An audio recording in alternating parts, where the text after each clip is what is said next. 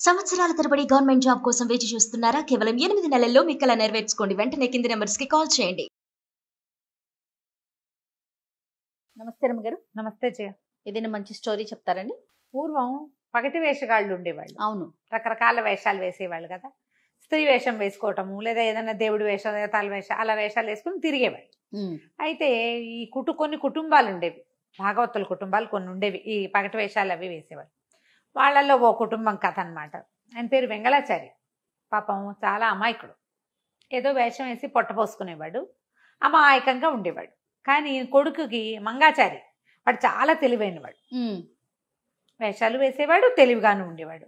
ఈ అమాయక ప్రాణి భర్తకి ఆ భార్య రోజు అడిగేది, ఏమయ్య ఎన్నాళ్ళు ఇట్లా గడుస్తుంది, పావలా తెస్తావు, అర్ధ తెస్తావు, ఎవరో ఒకళ్ళ దగ్గర పోగొట్టుకుంటూ ఉంటావు.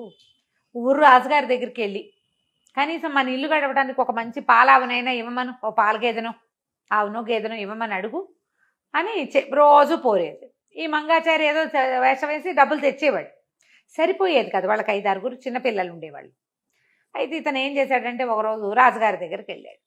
బాబు, ఇల్లు గడవటం లేదండి, ఏదైనా ఒక పాలగొడ్డునైనా ఇప్పించండి, పిల్లాడు ఏదో పావలా తెస్తున్నాడు అని అడిగాడు. రాజుగారు అన్నారు, చాలా జాలేసింది ఆయనకి. పండగలప్పుడు, అప్పుడు ఫంక్షన్లప్పుడు వీళ్ళు వేసే వేషాలు అవన్నీ చాలా బాగుండేవి. వాళ్ళు మంచి కుటుంబాలు. పాపం అమాయకుడు అవటంతో ఇతను సంపాదించుకోలేకపోతున్నాడు. ఆ మందలోంచి నీకు కావాల్సిన దానికి తోలుకెళ్ళవయ్యా ఆచారి అన్నాడు. సరే ఇతను వెళ్ళాడు. వెళ్ళి బాగా గొడ్ల సావిట్లో వెతికి ఒక బ్రహ్మాండంగా ఉన్న ఒక గేదెని తోలిపోయాడు. గేదె అనుకున్నాడు, యాక్చువల్గా దున్నపోతు. అది భారీగా ఉండటం ఒకటే ఆయన ఆలోచించాడు. గేదె దున్నపోతా చూసుకోవాలి. పెద్ద పెద్ద కొమ్ములు, మంచి బలిసి బ్రహ్మాండంగా ఉండేసరికి ఇంటి పట్టుకెళ్ళంగానే లబో దిబోమంది భార్య. అయ్యో, ఏం పని చేసావయ్యా. సరే పోని, రాజుగారు తీసుకుపోమన్నాడు కాబట్టి నిన్నెవరు ఏమనరు. దీన్ని అమ్మేసి ఓ 50 రూపాయలు పట్టురా, అమ్మితే 50 వస్తుంది. గేదె అయితే 30, దున్నపోతే అయితే 50, దాంతో వ్యవసాయం కూడా చేసుకోవచ్చు అని చెప్పేసరికల్లా సరే ఈయన ఏం చేశాడు, సంతకి తోలుకెళ్తుంటే ఇలా పక్క ఊళ్ళో ఈ సంతలు ఉన్నాయి. ఆ ఊళ్ళో ఒక నాన్న 2 కొడుకులు ఉన్నారు. వీళ్ళేంటంటే మహా దొంగ మొహాలు. వాళ్ళల్లో ఒకడు ఎదురుపడి ఎక్కడికంటే ఆచార్య గారు వెళ్తున్నారు అని అడిగితే దీన్ని అమ్మడానికి వెళ్తున్నాను అన్నాడు. మీరు సంతకి పట్టుకెళ్తే ఎట్లాగండి, ఎంత అనుకుంటున్నారు అన్నాడు. ఏమో, దీన్ని బేరం కట్టించాలి, నాకు తెలీదు అన్నాడు. బేరం కట్టించేందుకు ఒక మనిషి ఉన్నాడండి, నేను తీసుకెళ్తానన్నాడు. సరే, వీడేం చేశాడు, రెండో వాడు ఇతను నమ్మేస్తాడు. ఇతను నమ్మటం మెతకవాడు కదా, అమాయకుడు. వాళ్ళ అన్నయ్య దగ్గరికి తీసుకుపోయారు. అన్నయ్య దగ్గరికి తీసుకెళ్తే అన్నయ్యకి కనువలిపాడు, ఇట్లా వేలు చూపించి.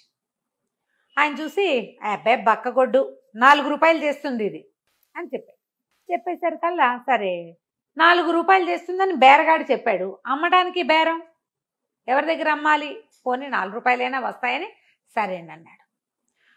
ఎవరినైనా బేరం కూడా చూసి పెడతా అంటే చూసి పెడతానండి అన్నాడు. అన్నాక ఆ బేరగాడి దగ్గరికి, ఒక ఆయన దగ్గరికి తీసుకుపోయారు, కొనేవాడి దగ్గరికి.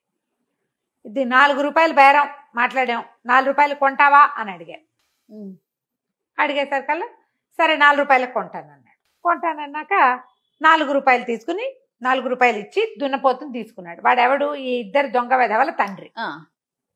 దున్నపోతుని తీసుకున్నాక 4 రూపాయలు చేతిలో పెట్టాక ఏమన్నాడు, అయ్యగారు మీరు అడిగిన రేటు నేను ఇచ్చా కదా, 1 రూపాయి అయినా తగ్గించి ఇవ్వరండి అన్నాడు. అనగానే 4 రూపాయల నుంచి 1 రూపాయి వాడి చేతిలో పెట్టాడు. బేరగాడు అన్నాడు, అయ్యగారు నేను మీకు బేరం చూపించాను, నాకు 2 రూపాయలైనా ఇవ్వాలి కదా అన్నాడు. ఏం మిగిలింది, 3లో నుంచి 2 తీసి చేతిలో పెట్టాడు. 1 రూపాయి ఉంచుకున్నాడు. మొదట కనపడ్డాడు కదా ఒకడు, మొట్టమొదట కనపడ్డవాడెవడు, బేరగాడిని కుదిర్చి పెడతాను అని, దీని రేట్ ఇంత అని నిశ్చయించేవాడు. మరి నా బక్షీషో అన్నాడు వాడు. 1 రూపాయి వాడి చేతిలో పెట్టి ఇంటికి వెళ్ళిపోయాడు. ఇంటికి వెళ్ళేసరికి పెళ్ళాం లబో దిబో మంది. ఆయన హరిశ్చంద్రరాజు మహానుభావుడు, అడగగానే తెచ్చుకోమన్నాడు. నేనైనా వెళ్ళకపోతే నీ దున్నపోతుని తెచ్చాడు, 50 రూపాయలు చేస్తుందిరా. ఈ పిల్లాడు మీ నాన్న తీసిపోయి దాన్ని 4 రూపాయలకి అమ్మి రూపాయి కూడా లేకుండా వచ్చేసరికి వాళ్ళకి ఇవ్వాలి కదే అంటాడు. న్యాయం కదా, బేరం కుదిర్చిన వాడికి ఇవ్వాలి, బేరగాడిని చూపించిన వాడికి ఇవ్వాలి, అమ్మిన వాడికి కూడా ఏదో పాపం వాడికి 1 రూపాయి కావాలి కదా, మరి నీకొద్దా రూపాయి అంటే మాట్లాడు. బాగుంది. ఈ మంగాచారి అన్నాడు, అమ్మ నాన్నని బయటికి రానివ్వక నేను కనుక్కుంటానని తండ్రి దగ్గర భోజనం పెట్టాక కూర్చున్నాడు. నాన్న ఎవరు, ఎట్లా ఉంటారు, ఎంత ఎత్తున్నాడు, వాళ్ళిద్దరూ ఒకేలా ఉన్నారా, వాళ్ళ ఇల్లు ఎక్కడా, తెలివైన వాడు అని అన్ని బాగా కనుక్కున్నాడు. మాట్లాడగా వాడికి ఏమర్థమైంది, మొదట వచ్చిన వాడు రెండో వచ్చిన వాడు గ్యారంటీగా అన్నదమ్ములు, వాళ్ళిద్దరు ఒకేలా ఉన్నారు. వీళ్ళిద్దరూ వెళ్ళి ఇంకోటితో మాట్లాడారంటే వాడు కూడా కొంచెం వీళ్ళలాగానే ఎత్తరి మనిషి, నల్లటి వాడు, కుస్తీలు మీసాలు ఉన్నాయి వాడికి. వీళ్ళు అట్టగే ఉన్నారు. అంటే వాడు అటాచ్మెంట్ అయి ఉండాలి. తండ్రే బాబాయో తాతో మావయ్యో ఏదో ఒకటి. ఇల్లు, వాళ్ళకి ఇల్లు ఉందా అంటే ఇల్లుంది. నేను చూస్తుండగానే దున్నపోతను అక్కడెక్కడో కట్టేశారు, తీసుకుని ఎక్కడికో పోలా. ఈయన విర్రాయను కాబట్టి వాళ్ళింటికే తీసుకెళ్లారు. సరే అన్నాడు. సర్లే నాన్న, నువ్వు అన్నం తిని పడుకో, నువ్వు ఇంకా బయటికి వెళ్ళబాక, నేను చూస్తాలే బేరం అని చెప్పి, మన ఇల్లు తెలుసా వాళ్ళకి అన్నాడు. తెలీదు అన్నాడు ఆయన. తెలీదు, ఊరికే వాళ్ళు అడిగారు, వాళ్ళు ఎవరో నేను ఎప్పుడూ చూడలేదన్నాడు. అది వేరే ఊరు, ఇది వేరే ఊరు. కుర్రాడు ఏం చేశాడు, చక్కగా అందమైన అమ్మాయి వేషం వేసుకున్నాడు. వేషం వేసుకుని ఆ ఊరు వైపుకు వెళ్ళాడు. ఆ ఊరు వైపుకు వెళ్ళి ఓ చెట్టు కింద కూర్చుని ఉన్నాడు. ఈ ఇద్దరు మళ్ళీ మగవాళ్ళు, వీళ్ళు ఏంటంటే ఇలా దారులు కాస్తారనమాట. అక్కడ కూర్చుని ఓ అని ఏడవటం మొదలుపెట్టాడు. ఈ ఇద్దరిలో ఒకడు చూశాడు, రెండోవాడు చూసి, ఈ అమ్మాయి ఎవరు ఏంటంటే, నేనండి మా కాబోయే ఆయన వాళ్ళ ఊరు తీసుకెళ్తానని తీసుకొచ్చాడు. మరి ఇక్కడ దాకా వచ్చేసరికల్లా ఎవరో దొంగలు నగా నట్ట అన్నీ దోచుకుపోయారు. అతనేమో భయపడి పారిపోయాడు. నేను ఏం చేయను, ఇక్కడ కూర్చున్నాను అనేసరికి వీడన్నాడు, పిల్ల చూస్తే చక్కగా బాగుంది.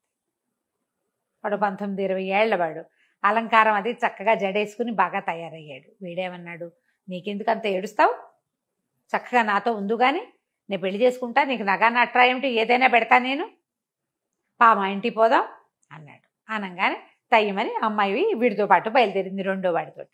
రెండో వాడు ఏం చేశాడు, అట్లా నడుచుకుంటూ వచ్చి ముందు వాళ్ళ అన్నయ్య కాపేసి ఉంటాడు.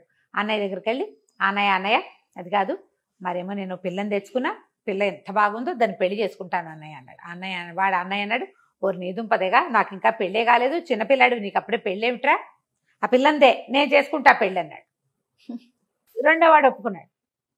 సరే, రెండోవాడు పెద్దవాడు అమ్మాయిని పుచ్చుకుని ఇంటి దాకా తీసుకెళ్లారు. ఈ కుర్రాడు గుర్తుపట్టాడు, వాళ్ళ నాన్న చెప్పాడు కదా, ఎత్తరి మనిషి, ఇంత మీసం, ఇంత పొడు, చూస్తే ఇద్దరు ఒకేలా ఉన్నారు, వీళ్ళే గ్యారంటీగా. ఇంటికి తీసుకుపోయారు.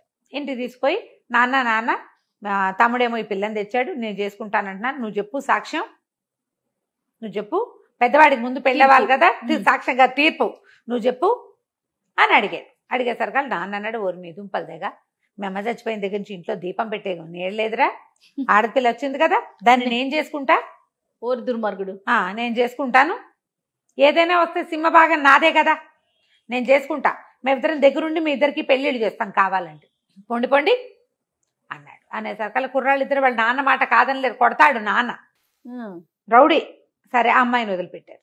ఇంట్లోకి తీసుకుపోయాడు, లోపల తీసుకెళ్ళాక అబ్బో ఎంతో చక్కగా చిలకలాగా ఉన్నావు, నీకు అది చేయించి పెడతా, ఇది చేయించి పెడతా అని ఏదో చెప్పంగానే వీడేం చేశాడు, ఈ కుర్రాడు, సరేలే, నగా నాణ్యం ఏమైనా ఉన్నాయా నాకు పెట్టడానికి, పెళ్ళికి పెట్టద్దు అని అడిగేసరికి నన్ను నగలకేంటి నాణ్యాలకేంటి బోల్డ్ ఉన్నాయి, ఎన్ని కావాలంటే అన్ని ఉన్నాయి అని చెప్పేసరికి ఏది తీయి చూద్దాం, నగా నాణ్యం చూడాలి, చిన్నపిల్లాన్ని చేసుకుందామంటే మీ పెద్దాడు వద్దన్నాడు, పెద్దాన్ని చేసుకుందాం అంటే నువ్వు వద్దన్నావు, నువ్వు ఇంత పెద్దవాడివి, ఇంత కొడుకులు ఉన్నవాడివి, నిన్ను పెళ్లి చేసుకోవాలంటే నగలు నాణ్యాలు పెట్టకుండా ఏ కుర్ర దొప్పుకుంటుంది, తీయి అన్నాడు. అనేసరికి వీడేం చేశాడు, మూలగా దాచిన ఒక కుండలో ఇంచి ఒక వస్తువులు తీసాడు. ఇదిగో నగలు నాణ్యాలు అనగానే ఈ కుర్రాడు ఒక్క ఉదుటిని లేచి చిత కొట్టేశాడు. వస్తువు అంతా చూశాక, అన్నీ చూశాక మొత్తం కుండ అంతా చేత్తో పుచ్చుకుని వీడిని చావచిత కొట్టి నాన్నని మూతి కట్టేసి, ఆ ఇంట్లో ఒక నిట్టాటి స్తంభం ఉంటే ఆ స్తంభానికి వేసి కట్టేశాడు. కొడుకులు ఇద్దరు వెళ్ళిపోయారు, అక్కడ లేరు. అక్కడి నుంచి ఏమైంది, ఈ మొత్తం వేషం అంతా తీసి అక్కడ బారేసేసాడు. లోపల మగ వేషం ఉంది, ఆ కుండ పట్టుకెళ్తే మాత్రం మగ పిల్లని ఎవరు గుర్తుపడతారు, వాడు బయటికి వెళ్ళిపోయి ఈ దున్నపోతుని ఊడదీసేసి ఒక దెబ్బ కొట్టాడు వెనకాల. కొట్టంగానే అది రాజుగారి మందలో ఉండేది, దాని అలవాటు ప్రకారం దాని మంద ఎక్కడిదక్కడ వెళ్ళిపోతుంది, అది మందలోకి వెళ్ళిపోయింది, దున్నపోతు లేదు. వీళ్ళు దాచిపెట్టారు, ఇంకా వీడిని కొట్టి కట్టేశాక ఇంకా ఇల్లంతా వెతికి అక్కడ ఇక్కడ ఉన్న డబ్బులు. అయితే ఆడవేషం మాత్రం వాడు చూస్తుండగా తీల, కుర్రాన్ని చూసేస్తాడు, మొత్తం అన్ని వేసుకుని ఆ వేషం తీసి బయట వాళ్ళ ఇంట్లో బారేసి తల తిప్పి చూడకుండా వెళ్ళిపోయాడు బయటికి. ఇంటికి వచ్చేసాడు. వీళ్ళు వాళ్ళ నాన్నకి ఇవ్వాల్సిన డబ్బులు ఆ 4 రూపాయలే కాకుండా దున్నపోతదాలకు డబ్బులు కూడా తీసుకున్నారు కదా వెనక్కి. వాడు ఎప్పటి నుంచో ఎంతమందినో కొల్లగొడ్డి సంపాదిస్తున్న మొత్తం డబ్బులన్నీ తీసేసుకుని ఇంటికి వెళ్ళిపోయాడు. ఆ తర్వాత ఎప్పుడు ఆడవేషం కట్ల ఆ అబ్బాయి. ఆడవేషం కడితే తెలిసిపోతుంది. గుర్తుపడతారు కదా. ఆ తర్వాత ఏం చేశాడు, 2 పాలగొడ్లు కొనుక్కుని ఆ గొడ్డు గోదా నాన్నకు అప్పచెప్పి వాడి పనులు వాడు చేసుకునేవాడు అనమాట. తెలివైన పిల్లోడు మనం ఇంటికి. నమస్తే. నమస్తే.